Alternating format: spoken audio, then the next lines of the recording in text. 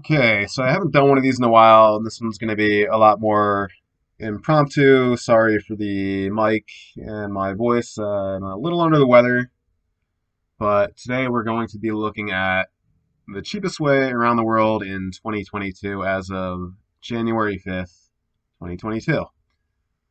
I'll just get this out of the way really quick. It starts in Los Angeles, flies to Athens, Greece, and then to Bangkok, Thailand, and then back to LAX for about $950. And that is a full around the world trip.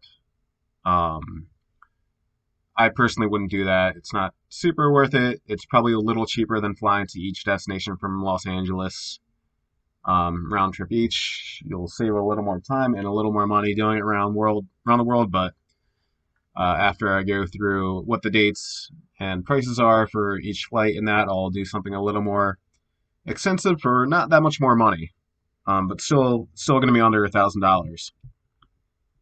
And without further ado, so the first flight is going to be Los Angeles to Athens, Greece on March 2nd.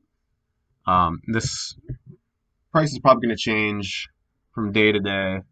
It might even shift over to different days. So, I mean, when you go to look at it and it's not there, you just have to keep trying and switch it around sometimes, which is annoying, but it's kind of how the way the game works.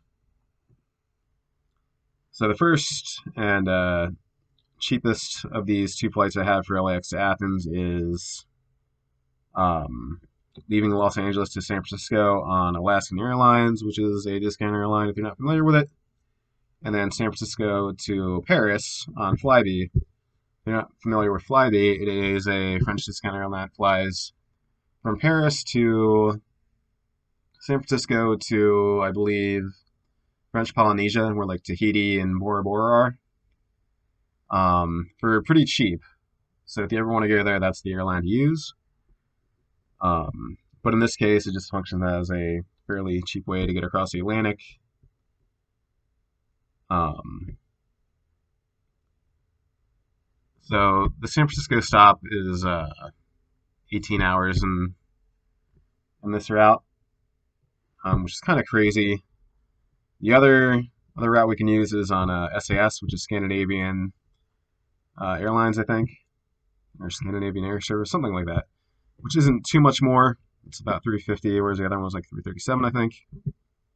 And that has two stops in Newark and Copenhagen, neither of which are enough time to go out and see stuff, which is a benefit if you've already been to those places. Otherwise, I personally like taking layovers and getting out to see stuff. But that's the first flight. The next one is going to be Athens to Bangkok. And that's going to be on Scoot, which is a long haul discount airline that existed prior to 2020. And it's still going strong, apparently. Has the same route that I've seen there before. It's not the case with like Norwegian and some of the other transatlantic discount airlines. And that made prior around the world flights that I've talked about before way, way, way cheaper. Like I said, this one's going to be about $950. The others were probably like $700, give or take. So the Scoot flight, yeah, when you look at it one way, it's $422, but since it's a discount airline, they usually don't really charge you too much more for going one way. Some of the other airlines, like for instance, I keep seeing one for Dublin to Los Angeles to Dublin. That's about $260, I think. But if you make that a one-way flight, it goes up to $300. It's more expensive to go one way than it is round trip. But that's not usually the case with discount airlines. So there's one stop to Singapore. Not enough time to go out and see stuff, just a transit stop. And it's $216. And that gets you to Bangkok. Then maybe spend a couple weeks in Thailand. And you'll just fly back to Los Angeles on Philippine Airlines with one stop in Manila. I think it's only 4 hours, not enough time to see anything really. For $396. So That completes a round-the-world trip, and it costs $9.50. Like I said, it's not something I would personally do, um, but I will show you what I would do if I was going to go on a round-the-world trip right now. It's basically, I think, $30 more than this, but it adds like several more destinations. So we'll check that out right now. Okay, so this one's going to be far more interesting. We're actually going to start from San Diego instead of Los Angeles, which is, if you're not familiar, about 2 hours away, depending what mode of transportation you take. In this case, the cheapest would probably just be the train slash coaster, which is about $30. But I live in San Diego, so that's the reason I found this flight. It's very cheap for some reason. I almost thought it was a scam at first, but I've seen it offered by pretty reputable vendors. I haven't actually purchased it myself and don't plan to. But as you can see, it's 281 one way or 500 round trip. So it has 2 stopovers, one in New York after flying Alaska Airlines, and then the next flight is on Royal Air Morocco. It has a stop in Casablanca, which is not enough time to see anything really. You're just going to do a little transit. And then it lands in Cairo. And for this, I have it scheduled for about, I think, 2 weeks in Egypt. And Egypt has a lot to see. I mean, there's like the pyramids, which are right in the heart of Cairo. And there's Alexandria at the north of the Nile Delta. Then take the train or a cruise down the Nile down to about Luxor or the Aswan Dam, and then from there you can go to a place called Hurghada, which is a Red Sea resort.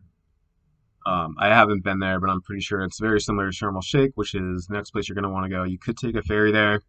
That's pretty expensive, but it would be the most economical time-wise.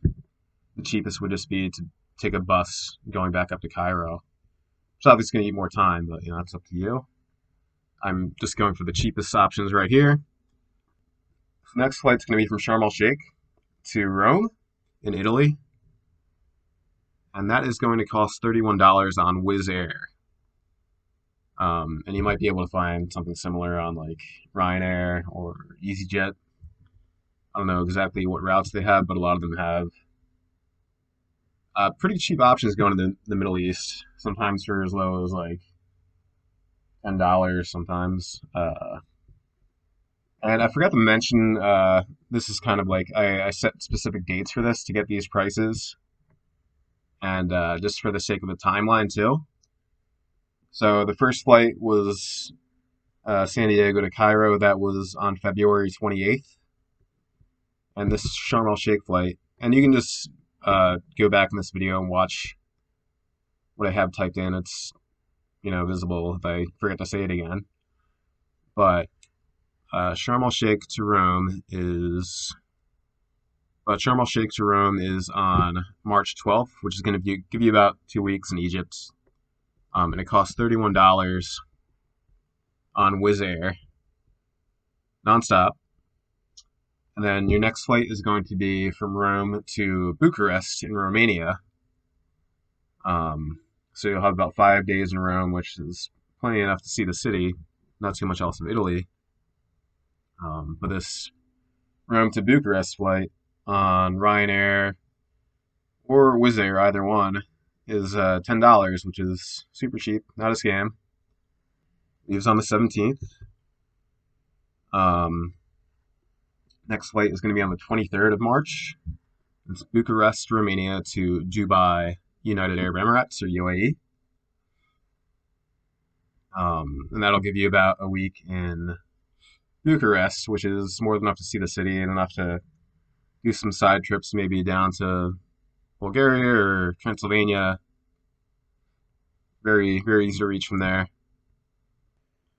So once you get to Dubai, I have it listed at the 23rd. From this point, I have 3 different routes you can go on after this.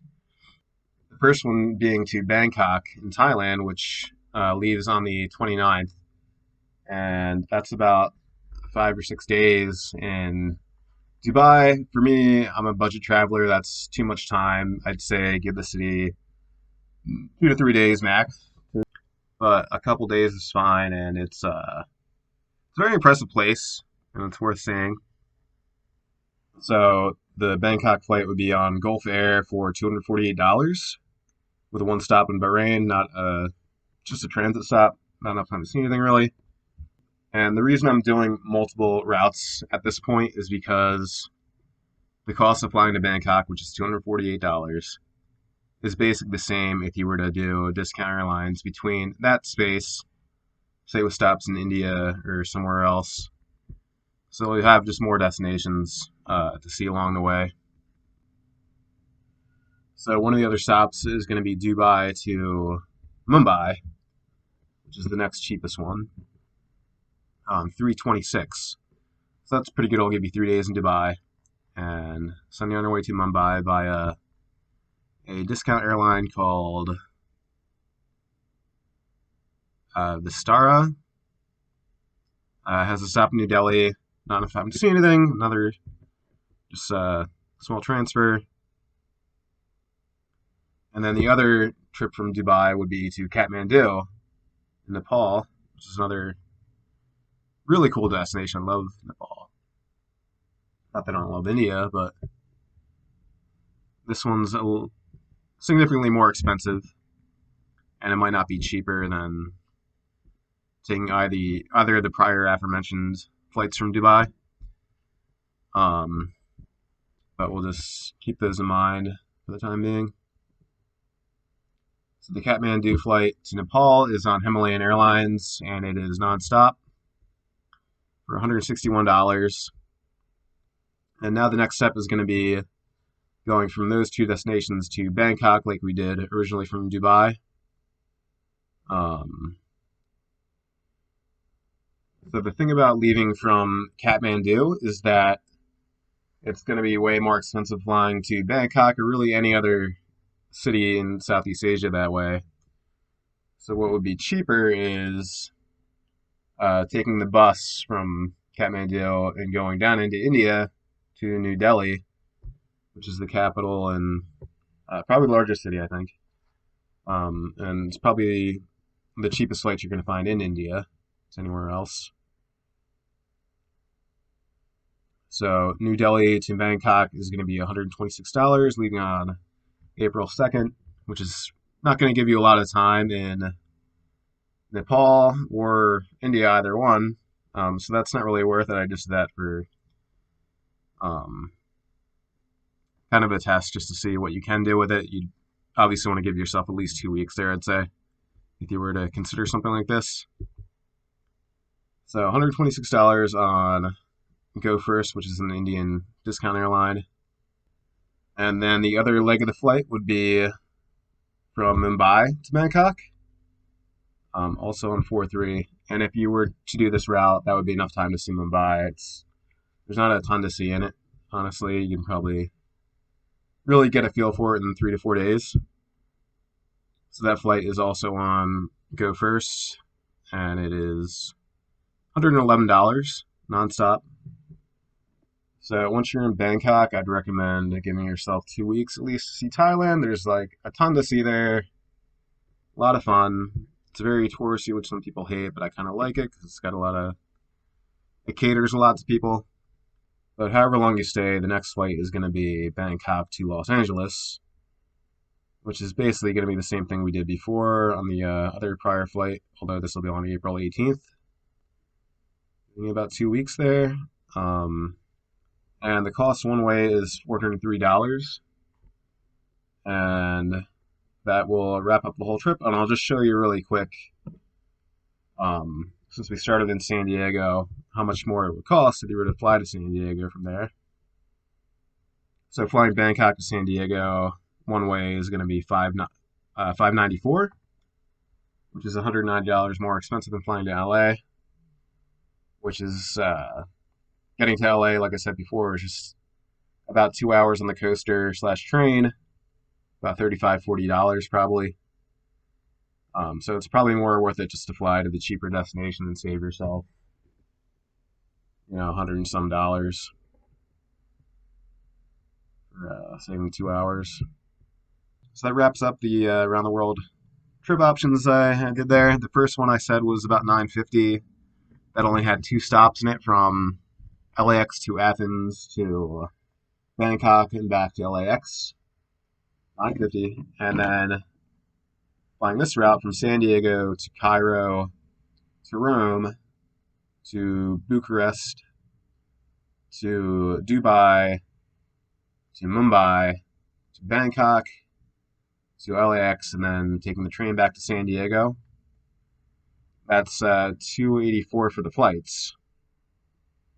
So obviously, even though this other one's a little more expensive by like $30, you're seeing way more stuff, and it's still under $1,000 for around the world flight, which is still pretty decent. I mean, if you put enough time into it, and you haven't done it before. So I'm not doing this personally, but hopefully maybe it'll inspire some of you to do the same or see what your options are for this kind of stuff and how cheap things could actually be, especially in 2022. Hopefully things will go back a little more the same like they were before, but we'll see. If you enjoyed the video, give me a like and a subscribe, and I appreciate it. Have a good day.